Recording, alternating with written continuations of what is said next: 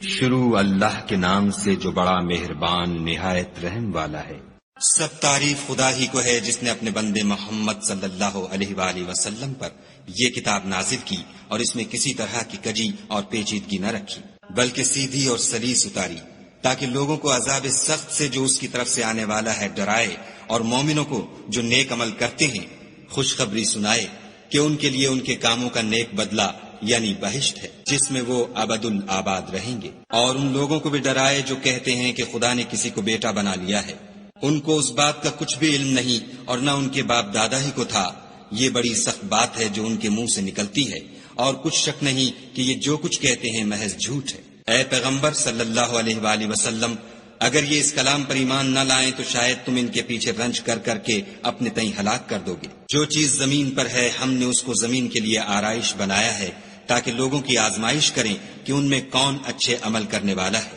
اور جو چیز زمین پر ہے ہم اس کو نابود کر کے بنجر میدان کر دیں گے۔ کیا تم خیال کرتے ہو کہ غار اور لوح والے ہماری نشانیوں میں سے عجیب تھے؟ جب وہ جوان غار میں جا رہے تو کہنے لگے کہ اے ہمارے پروردگار، ہم پر اپنے ہاں سے رحمت نازل فرما اور ہمارے کام میں درستی کے سامان مہیا کر۔ تو ہم نے غار میں کئی سال تک ان کے کانوں پر نیند کا پردہ ڈالے، یعنی ان کو سلائے رکھا، پھر ان کو جگہ اٹھایا تاکہ معلوم کریں کہ جتنی مدت وہ غار میں رہے دونوں جماعتوں میں سے اس کی مقدار کس کو خوب یاد ہے۔ ہم ان کے حالات تم سے صحیح صحیح بیان کرتے ہیں۔ وہ کئی جوان تھے جو اپنے پروردگار پر ایمان لائے تھے، اور ہم نے ان کو اور زیادہ ہدایت دی تھی، اور ان کے دلوں کو مربوط یعنی مضبوط کر دیا۔ جب وہ اٹھ کھڑے ہوئے تو کہنے لگے کہ ہمارا پروردگار آسمانوں اور زمین کا مالک ہے، ہم اس کے سوا کسی کو معبود سمجھ کر نہ پکاریں گے۔ اگر ایسا کیا تو اس وقت ہم نے بعید از عقل بات کہی، ان ہماری قوم کے لوگوں نے اس کے سوا اور معبود بنا رکھے ہیں، بھلا یہ ان کے خدا ہونے پر کوئی کھلی دلیل کیوں نہیں لاتے؟ تو اس سے زیادہ کون ظالم ہے جو خدا پر جھوٹ افطرا کرے؟ اور جب تم نے ان مشرکوں سے اور جن کو یہ خدا کے سوا عبادت کرتے ہیں ان سے کنارہ کر لیا ہے تو غار میں چل رہو، تمہارا پروردگار تمہارے لیے اپنی رحمت وسیع کر دے گا اور تمہارے کاموں میں آسانی کے سامان مہیا کرے گا۔ اور جب سورج نکلے تو تم دیکھو کہ دھوپ ان کے غار سے داہنی طرف سمٹ جائے، اور جب غروب ہو تو ان سے بائیں طرف کترا جائے، اور وہ اس کے میدان میں تھے۔ یہ خدا کی نشانیوں میں سے ہیں، جس کو خدا ہدایت دے وہ ہدایت یاب ہے، اور جس کو گمراہ کرے تو تم اس کے لیے کوئی دوست راہ بتانے والا نہ پاؤ گے۔ اور تم ان کو خیال کرو کہ جاگ رہے ہیں حالانکہ وہ سوتے ہیں، اور ہم ان کو دائیں اور بائیں کروٹ بدلاتے تھے، اور ان کا کتا چوکھٹ پر دونوں ہاتھ پھیلائے ہوئے تھا۔ اگر تم ان کو جھانک کر دیکھتے تو پیٹھ پھیر کر بھاگ جاتے اور ان سے دہشت میں آ جاتے۔ اور اسی طرح ہم نے ان کو اٹھایا تاکہ آپس میں ایک دوسرے سے دریافت کریں۔ ایک کہنے والے نے کہا کہ تم یہاں کتنی مدت رہے؟ انہوں نے کہا کہ ایک دن یا اس سے بھی کم۔ انہوں نے کہا کہ جتنی مدت تم رہے ہو تمہارا پروردگار ہی اس کو خوب جانتا ہے، تو اپنے میں سے کسی کو یہ روپیہ دے کر شہر کو بھیجو، وہ دیکھے کہ نفیس کھانا کون سا ہے تو اس میں سے کھانا لے آئے، اور آہستہ آہستہ آئے جائے، اور تمہارا حال کسی کو نہ بتائے۔ اگر وہ تم پر دسترس پالیں گے تو تمہیں سنگسار کر دیں گے، یا پھر اپنے مذہب میں داخل کر لیں گے، اور اس وقت تم کبھی فلاح نہیں پاؤ گے۔ اور اسی طرح ہم نے لوگوں کو ان کے حال سے خبردار کر دیا تاکہ وہ جانیں کہ خدا کا وعدہ سچا ہے، اور یہ کہ قیامت جس کا وعدہ کیا جاتا ہے اس میں کچھ شک نہیں۔ اس وقت لوگ ان کے بارے میں باہم جھگڑنے لگے اور کہنے لگے کہ ان کے غار پر عمارت بنا دو۔ ان کا پروردگار ان کے حال سے خوب واقف ہے۔ جو لوگ ان کے معاملے میں غلبہ رکھتے تھے وہ کہنے لگے کہ ہم ان کے غار پر مسجد بنائیں گے۔ بعض لوگ اٹکل پچو کہیں گے کہ وہ 3 تھے اور چوتھا ان کا کتا تھا، اور بعض کہیں گے کہ وہ 5 تھے اور چھٹا ان کا کتا تھا، اور بعض کہیں گے کہ وہ 7 تھے اور 8واں ان کا کتا تھا۔ کہہ دو کہ میرا پروردگار ہی ان کے شمار سے خوب واقف ہے، ان کو جانتے بھی ہیں تو تھوڑے ہی لوگ جانتے ہیں۔ تو تم ان کے معاملے میں گفتگو نہ کرنا مگر سرسری سی گفتگو، اور نہ ان کے بارے میں ان میں سے کسی سے کچھ دریافت ہی کرنا، اور کسی کام کی نسبت نہ کہنا کہ میں اسے کل کر دوں گا، مگر انشاءاللہ کہہ کر یعنی اگر خدا چاہے تو کر دوں گا۔ اور جب خدا کا نام لینا بھول جاؤ تو یاد آنے پر لے لو، اور کہہ دو کہ امید ہے کہ میرا پروردگار مجھے اس سے بھی زیادہ ہدایت کی باتیں بتائے۔ اور اصحاب کہف اپنے غار میں 9 اوپر 300 سال رہے۔ کہہ دو کہ جتنی مدت وہ رہے اسے خدا ہی خوب جانتا ہے، اسی کو آسمانوں اور زمین کی پوشیدہ باتیں معلوم ہیں، وہ کیا خوب دیکھنے والا اور کیا خوب سننے والا ہے، اس کے سوا ان کا کوئی کارساز نہیں، اور نہ وہ اپنے حکم میں کسی کو شریک کرتا ہے۔ اور اپنے پروردگار کی کتاب کو جو تمہارے پاس بھیجی جاتی ہے پڑھتے رہا کرو، اس کی باتوں کو کوئی بدلنے والا نہیں،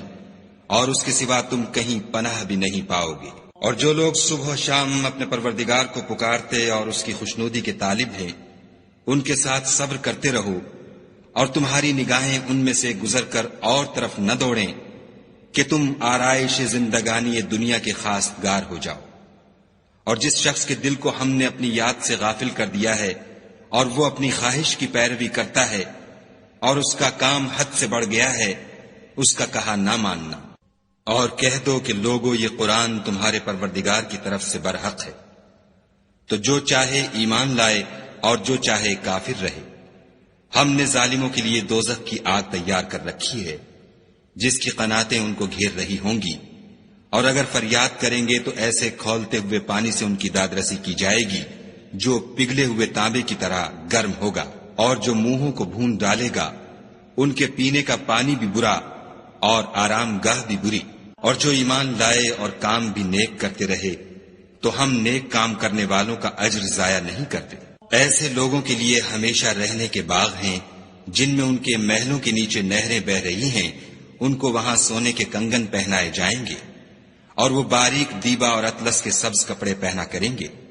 اور تختوں پر تکیے لگا کر بیٹھا کریں گے۔ کیا خوب بدلہ اور کیا خوب آرام گاہ ہے۔ اور ان سے دو شخصوں کا حال بیان کرو جن میں سے ایک کو ہم نے انگور کے 2 باغ عنایت کیے تھے اور ان کے گردا گرد کھجوروں کے درخت لگا دیے تھے اور ان کے درمیان کھیتی پیدا کر دی تھی۔ دونوں باغ کثرت سے پھل لاتے اور اس کی پیداوار میں کسی طرح کی کمی نہ ہوتی، اور دونوں میں ہم نے ایک نہر بھی جاری کر رکھی تھی، اور اس طرح اس شخص کو ان کی پیداوار ملتی رہتی تھی۔ تو ایک دن جب کہ وہ اپنے دوست سے باتیں کر رہا تھا، کہنے لگا کہ میں تم سے مال و دولت میں بھی زیادہ ہوں اور جتھے اور جماعت کے لحاظ سے بھی زیادہ عزت والا ہوں، اور ایسی شیخیوں سے اپنے حق میں ظلم کرتا ہوا اپنے باغ میں داخل ہوا۔ کہنے لگا کہ میں نہیں خیال کرتا کہ یہ باغ کبھی تباہ ہو، اور نہ خیال کرتا ہوں کہ قیامت برپا ہو، اور اگر میں اپنے پروردگار کی طرف لوٹایا بھی جاؤں تو وہاں ضرور اس سے اچھی جگہ پاؤں گا۔ تو اس کا دوست جو اس سے گفتگو کر رہا تھا کہنے لگا کہ کیا تم اس خدا سے کفر کرتے ہو جس نے تم کو مٹی سے پیدا کیا، پھر نطفے سے، پھر تمہیں پورا مرد بنایا؟ مگر میں تو یہ کہتا ہوں کہ خدا ہی میرا پروردگار ہے، اور میں اپنے پروردگار کے ساتھ کسی کو شریک نہیں کرتا۔ اور بھلا جب تم اپنے باغ میں داخل ہوئے تو تم نے ماشاء اللہ لا قوت الا باللہ کیوں نہ کہا؟ اگر تم مجھے مال و اولاد میں اپنے سے کم تر دیکھتے ہو تو عجب نہیں کہ میرا پروردگار مجھے تمہارے باغ سے بہتر عطا فرمائے، اور اس تمہارے باغ پر آسمان سے آفت بھیج دے تو وہ صاف میدان ہو جائے، یا اس کی نہر کا پانی گہرا ہو جائے تو پھر تم اسے نہ لا سکو، اور اس کے میووں کو عذاب نے آ گھیرا اور وہ اپنی چھتریوں پر گر کر رہ گیا، تو جو مال اس نے اس پر خرچ کیا تھا اس پر حسرت سے ہاتھ ملنے لگا اور کہنے لگا کہ کاش میں اپنے پروردگار کے ساتھ کسی کو شریک نہ بناتا۔ اس وقت خدا کے سوا کوئی جماعت اس کی مددگار نہ ہوئی اور نہ وہ بدلہ لے سکا۔ یہاں سے ثابت ہوا کہ حکومت سب خدائے برحق کی ہے، اسی کا صلہ بہتر اور اسی کا بدلہ اچھا ہے۔ اور ان سے دنیا کی زندگی کی مثال بھی بیان کر دو، وہ ایسی ہے جیسے پانی جسے ہم نے آسمان سے برسایا تو اس کے ساتھ زمین کی رویدگی مل گئی، پھر وہ چورا چورا ہو گئی کہ ہوائیں اسے اڑاتی پھرتی ہیں، اور خدا تو ہر چیز پر قدرت رکھتا ہے۔ مال اور بیٹے تو دنیا کی زندگی کی رونق و زینت ہیں، اور نیکیاں جو باقی رہنے والی ہیں وہ ثواب کے لحاظ سے تمہارے پروردگار کے ہاں بہت اچھی اور امید کے لحاظ سے بہت بہتر ہیں۔ اور جس دن ہم پہاڑوں کو چلائیں گے اور تم زمین کو صاف میدان دیکھو گے اور ان لوگوں کو ہم جمع کر لیں گے تو ان میں سے کسی کو بھی نہیں چھوڑیں گے، اور سب تمہارے پروردگار کے سامنے صف باندھ کر لائے جائیں گے، تو ہم ان سے کہیں گے کہ جس طرح ہم نے تم کو پہلی بار پیدا کیا تھا اسی طرح آج تم ہمارے سامنے آئے، لیکن تم نے تو یہ خیال کر رکھا تھا کہ ہم نے تمہارے لیے قیامت کا کوئی وقت مقرر ہی نہیں کیا، اور عملوں کی کتاب کھول کر رکھی جائے گی تو تم گناہگاروں کو دیکھو گے کہ جو کچھ اس میں لکھا ہوگا اس سے ڈر رہے ہوں گے، اور کہیں گے ہائے شامت، یہ کیسی کتاب ہے کہ نہ چھوٹی بات کو چھوڑتی ہے نہ بڑی کو، کوئی بات بھی نہیں مگر اسے لکھ رکھا ہے، اور جو عمل کیے ہوں گے سب کو حاضر پائیں گے، اور تمہارا پروردگار کسی پر ظلم نہیں کرے گا۔ اور جب ہم نے فرشتوں کو حکم دیا کہ آدم کو سجدہ کرو تو سب نے سجدہ کیا مگر ابلیس نے نہ کیا، وہ جنات میں سے تھا تو اپنے پروردگار کے حکم سے باہر ہو گیا۔ کیا تم اس کو اور اس کی اولاد کو میرے سوا دوست بناتے ہو، حالانکہ وہ تمہارے دشمن ہیں، اور شیطان کی دوستی ظالموں کے لیے خدا کی دوستی کا برا بدل ہے۔ میں نے ان کو نہ تو آسمانوں اور زمین کے پیدا کرنے کے وقت بلایا تھا اور نہ خود ان کے پیدا کرنے کے وقت، اور میں ایسا نہ تھا کہ گمراہ کرنے والوں کو مددگار بناتا۔ اور جس دن خدا فرمائے گا کہ اب میرے شریکوں کو جن کی نسبت تم گمان الوہیت رکھتے تھے بلاؤ، تو وہ ان کو بلائیں گے مگر وہ ان کو کچھ جواب نہ دیں گے، اور ہم ان کے بیچ میں ایک ہلاکت کی جگہ بنا دیں گے۔ اور گناہ گار لوگ دوزخ کو دیکھیں گے تو یقین کر لیں گے کہ وہ اس میں پڑنے والے ہیں، اور اس سے بچنے کا کوئی رستہ نہ پائیں گے۔ اور ہم نے اس قرآن میں لوگوں کے سمجھانے کے لیے طرح طرح کی مثالیں بیان فرمائی ہیں،